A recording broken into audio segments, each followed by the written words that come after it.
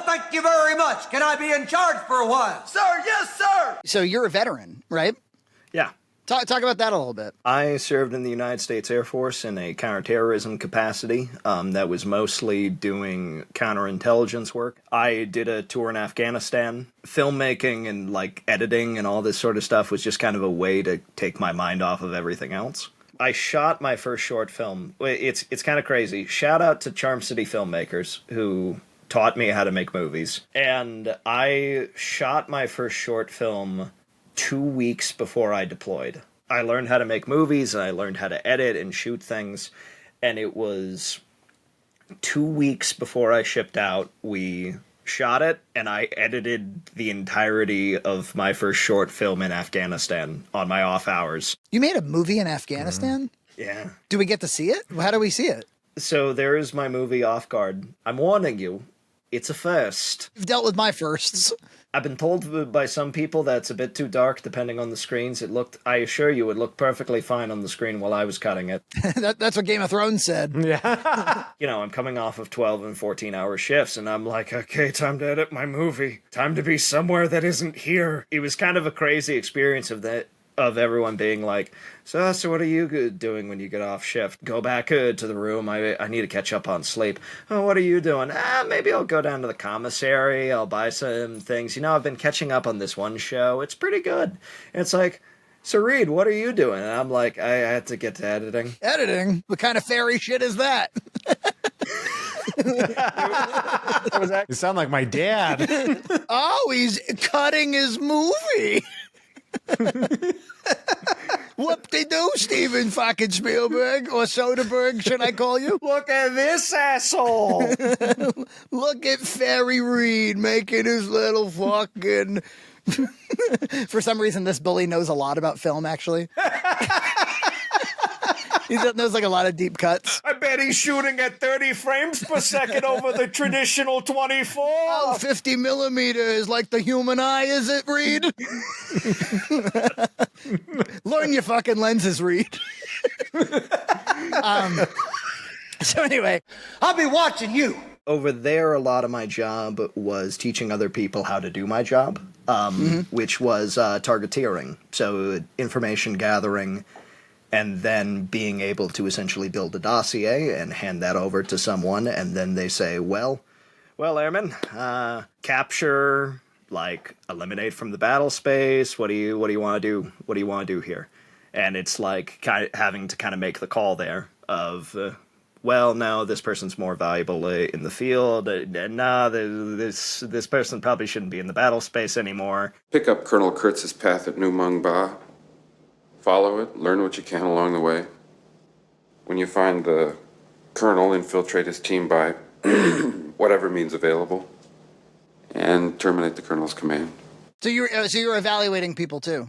Yeah. Terminate with extreme prejudice. And a lot of it was also working with foreign partners, and it was there was a ton of moving pieces. So we were moving by helicopter, by jet, by plane. On occasion, we moved via ground with armored vehicles with the Marines. It was a whole lot of moving parts and very stressful work sort of thing. Like, I tend to tell people, like, I didn't pull triggers, but I aimed rifles type of thing. So it's like things happened in the field because I wanted them to, and because I said that they should happen, but I was not the guy to go out and do that. Mm-hmm. I just had to make sure that my teams were going in, doing what they were doing, and I had to confirm that they were doing what they were doing. It was a leadership role. It was a lot, yeah. Which was crazy because it's like I was not leadership rank, and they were like, okay, so here you are the ambassador to our foreign partners. I'm like, what? So you were like a subject matter expert that has authority in as much as, well, like if this guy doesn't sign off on this person's capabilities, then dangerous things can happen. And that was a large part of my job, where it was like calls could come any time of the night. Because most of the operations take place at night because it's the time that people don't expect things to happen. So it's like you get a call in the middle of the night and something's going wrong, something horrible is happening, and it's like, okay, you got to go fix it. Oh my gosh. There was one situation in particular that stands out for me where it's like all of these systems that we were using to track the movement of one of our teams went completely dead. So I get this call, and they're like, it's from the guy who is watching this team. So it's not my team, but I'm sort of like the in case of emergency, please call type guy.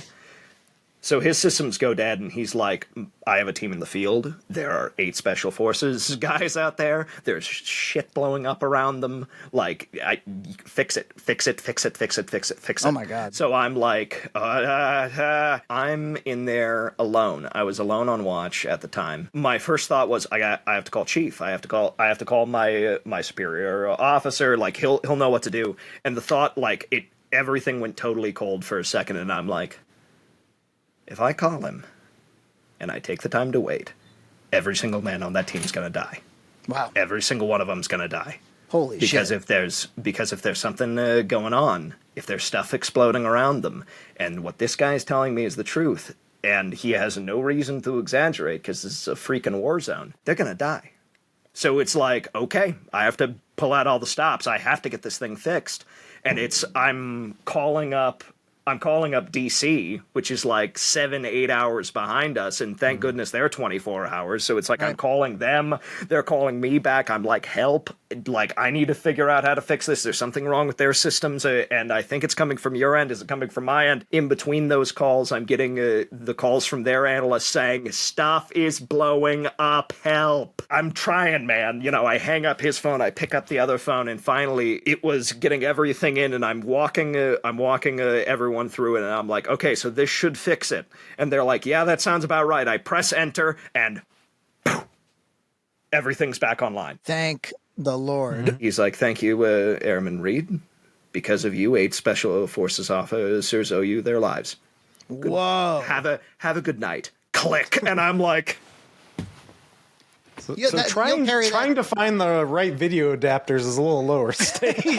dude, it's holy crap. And it was like there were just nights like that, man. You'll carry that for the rest of your life. Oh yeah. You know, I would think. I would never ever forget that. I mean, it's pretty hard to forget that sort of thing, just because it's like it's being in positions where, I mean, as dramatic as it sounds, where it is quite literally life or death. It's like being in these places where you're like, I need to make the right call here, because if I don't make the right call, then somebody who should be not here is going to still be here, or the opposite. Yeah. And there were just kind of these moments where you're like, but it's all on you. No one else can weigh in. I've been working IT for 20 years, and I would say something like 2 or 3 times a year, we have a high impact outage. You know, something that lasts deep into the night. You know, years ago, it was the HVAC would have broken in your data center, and time is of the essence. You have to shut things down before they get too hot. You know, this is the sort of thing that you deal with in IT. 20 years of picking up my phone right when I wake up and having that slight fear that something went offline while I was asleep, or something broke while I was asleep, I think it has affected me, even though there's no life or death whatsoever. But I think it has changed my wiring a little bit. And I think a lot of times when we talk about, you know, and so that's such a low level minor thing. I think a lot of times when we talk about PTSD and, people who struggle, who were in the military, I feel like most of us who weren't there think like, oh, that's somebody who saw a horrible, somebody get harmed with their very eyes, or somebody who did get harmed, or what, normally it's combat related. And you make an excellent point. Like, well, what about the guy who's managing the systems? If they can't see the team, then the team is in danger. It's like, because we live in such an interconnected world and everything is so digital and everything is so connected. If I can't see you, I don't know what's happening. And if I don't know what's happening, then you don't know what's happening either. Because I'm keeping an eye not only on you, but the surrounding area. So there is a very real possibility that something slips past and somebody is this is actually something that people don't really seem to talk about all that much, like especially with war movies and whatever. Everyone in the military is so tired. They're so tired, and you've been on watch for 12 hours, and sometimes your replacement is in late, so it's like 13, 14, 15, 16, and then you aren't sleeping well because it's a frackin' war zone. So you wake up, you're running on about 90 minutes of sleep, you put down whatever coffee or energy drinks or nicotine you can, and you're like, okay, let's do this. Sounds like parenting. So the thing that happens is you have a lot of the mistakes happen because somebody is just really tired. They're not stupid. They're not incompetent. It's just that they're running on about 85 minutes of, like, dubious sleep, and that monster is kind of tapering off, and they're like, Have either of you been in a situation where you had to perform and you're trash because you didn't get proper sleep or you woke up at the wrong time or something like that? And you can just straight up feel it. You're like, I'm not currently able to do things I'm normally perfectly capable of. And it's gonna, the margin of error here is higher than normal, and it's really a problem. I know how this one ends.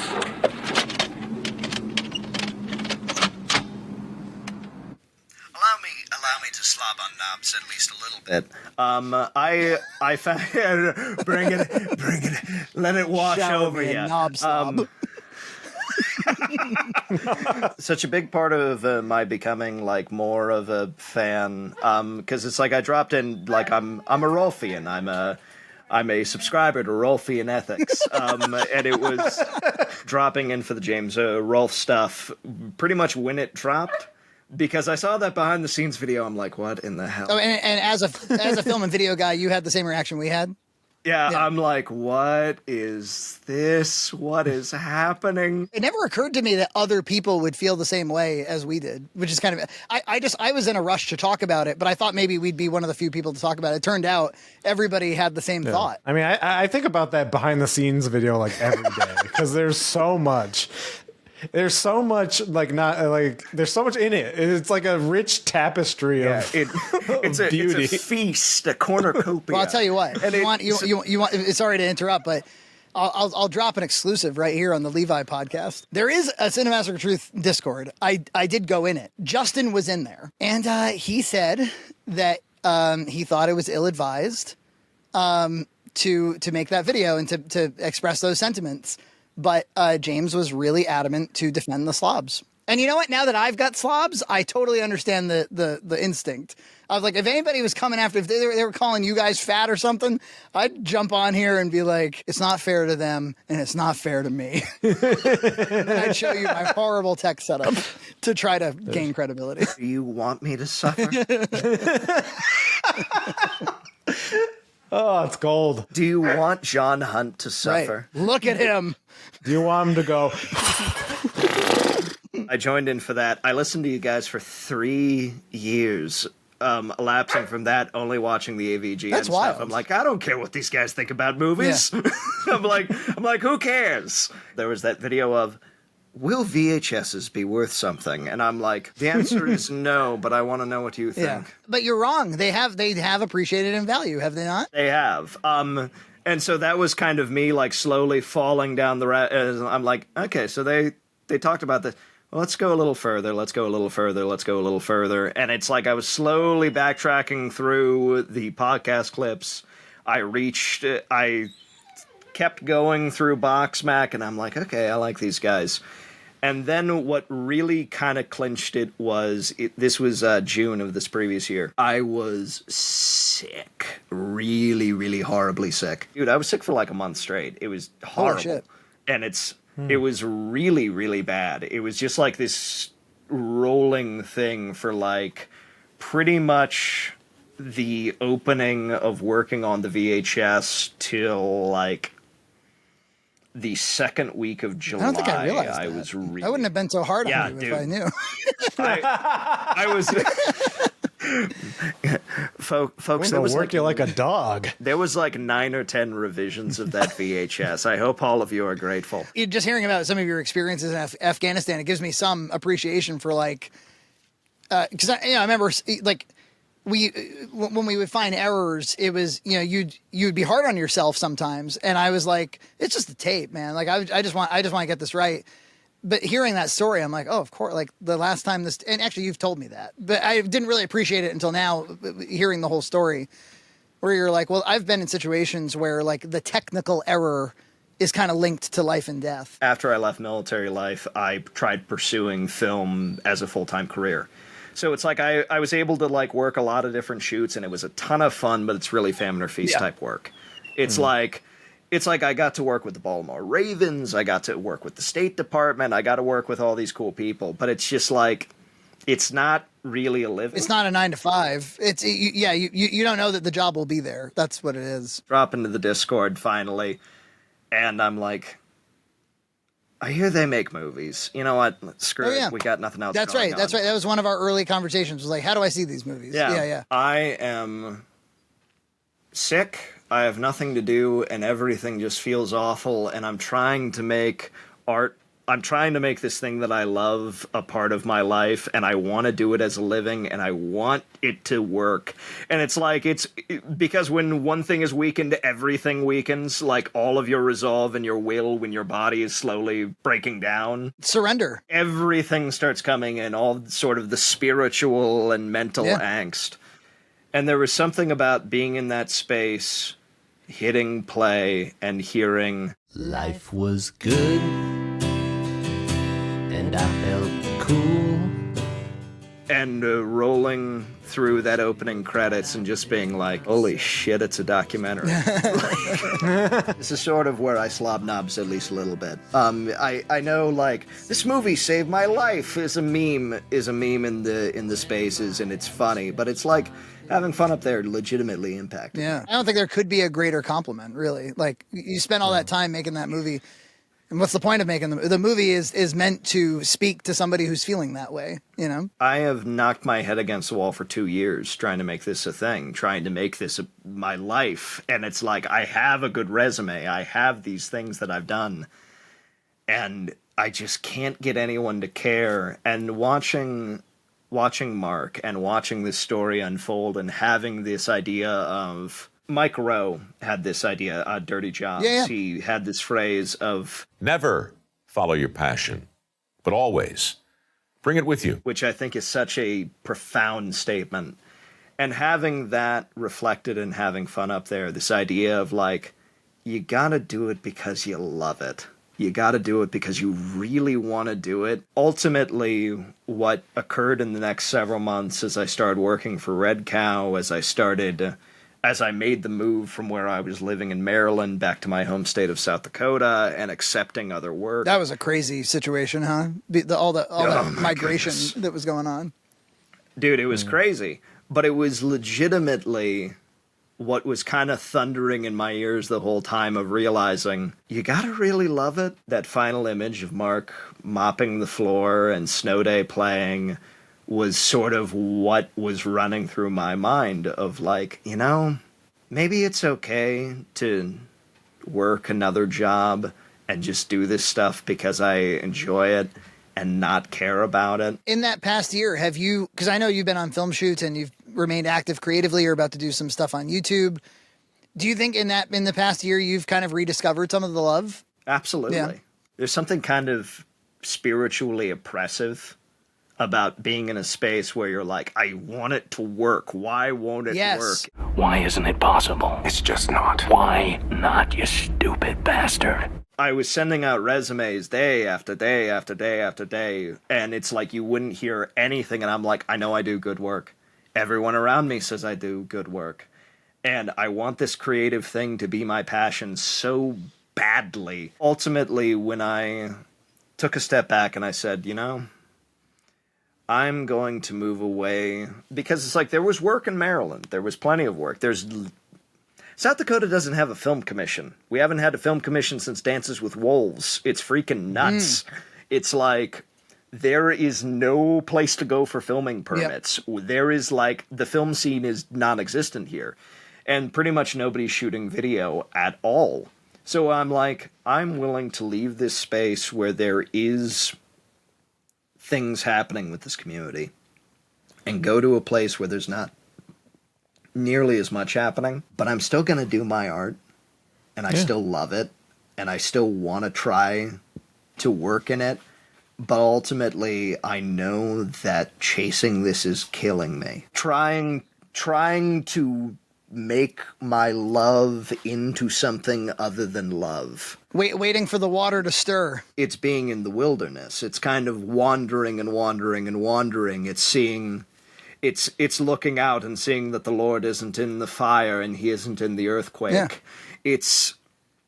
It's being in this space where you are trying to seek, but it's not quite coming forth, and you want it to be one answer, and it's never gonna quite be that answer. To the people who hate when we talk religion on the show, Jesus loves you. We will take your slings and arrows with temperance and love. A critical mass of slobs are spirit filled at this point. We talk faith like all the time, basically, and so it's become a big part of our lives, and it's one of the things that connects us in friendship. So in the Discord, we have a channel where we talk about this sort of thing, and I'm like, and it was something, Frankie, you posted a sermon that your pastor had given. It's like about purpose, about direction, and like, what are you chasing? Yeah, where there's purpose, there'll be provision. I see that sermon, and I post in the Discord. I'm like, man, I'm right there with you. It's like, and I didn't say it at the time, but it's like, I've been out of work for 2 years. I'm sick as hell. There's no real future going on right now, and I'm just kind of waiting for the answer to come. And you're like, well, Levi, what do you think God wants for you? What do you think he wants? Oh, shit, Frankie, I haven't asked that since I left the Air Force. I haven't asked that in 2 years. I'm like, of course. Of course, I haven't asked. Yeah. What struck me so much about it is that as soon as I asked, everything started rolling. Isn't that because crazy? It was as soon as I was like, all right. God, I tried it my way. We tried doing things my way. What do you want from me? Like, within that week, you replied about the VHS. My dad reaches out and says, hey, I think we may have a house for you in South Dakota. And it was like, and then it was all of these other things kind of falling into place. And with the move out here, I had a job all of a sudden. And it was all of these offers and all this stuff coming into place, but nothing was ever finalized. It was always like hey, this is here. Yeah. If you would like it. Maybe until that moment, you weren't, like, your posture wasn't obedient, basically. You just weren't ready yet. You weren't ready to ask for it. Well, he's a gentleman. He'll make you. Being in a place where you are actually asking actively, consistently, what am I supposed to do? And I wasn't doing that. And where it found me was sick, purposeless, and kind of alone in my apartment wondering what the hell I was doing. Well, there's probably people listening who are, so some people are checked out because they don't like the Jesus stuff, but some people are listening, and maybe they're where you were a year ago, and they're going like, things are, I'm trying to get on a train and no trains are showing up.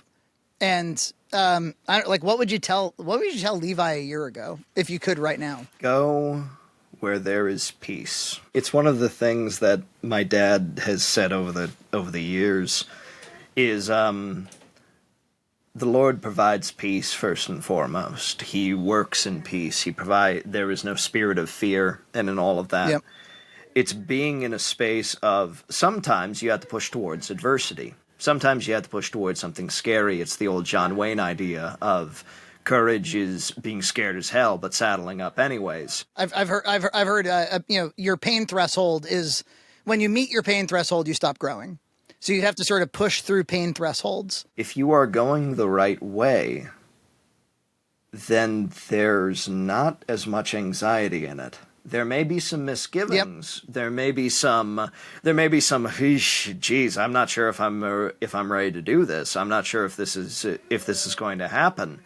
But ultimately, what propels you forward is knowing it's the right thing to do. I think what was staring me in the face that whole 2-year period was knowing, dude, this is killing you. This not working is killing you. Like, trying to pursue your art is noble. It's a good thing. It's a good thing that you're doing. It's worthy. It is a worthy pursuit. But this is killing you because you're not working. You are atrophying actively. There's no projects to work on in the meantime. There's nothing to there's no purpose. You're spinning your wheels endlessly, crying out to LinkedIn, please somebody give me purpose. Unemployment's the worst. I remember during the financial crisis, I was working as an engineer and I got laid off because of it. And that time being unemployed for almost a year was killer. I get antsy like towards the tail end of winter break. I'm like, well, I wish a firewall would go down or something. I was, applying to colleges because, like, I think I can do because engineering was also making me miserable. So I was like, I think I can do art or something. So during my downtime in unemployment, I would just animate stuff. I would do some things, and I applied to Emerson with those animations, and I got in. So that's how I got propelled in that direction. I always thought that was fascinating. That engineer turned artsy fartsy guy, like because you had kind of a sure thing from an artist perspective. Yeah, there was no fulfillment in it. It was making me like. When I was actually even working, I was miserable the whole time because I felt like a fraud. Like I couldn't do the engineering work. And so, yeah, and then the unemployment time, when you're not working and you feel useless, like some people are like, oh, cool, you get to like some money from the government, you get to play video games all day or something. No, you're miserable. You're miserable because you're useless. Take that, multiply it by years, and add drug addiction to it. And you've got a lot of people's situation. And it's, I don't know how the fuck you dig your way out of it. Like it's a really big problem. Because all their muscle memory and their intellect starts to atrophy and their confidence tanks. It's a bad, bad thing. Every single word that I said to that kid was true. And why is that so terrible? Like as soon as I got home, you know what I did? After 2 years of playing fucking bullshit, I sat down and started recording music because that's what I love doing. That's where the joy is at. Subscribe to Red Cow Entertainment on Patreon for full episodes every other week.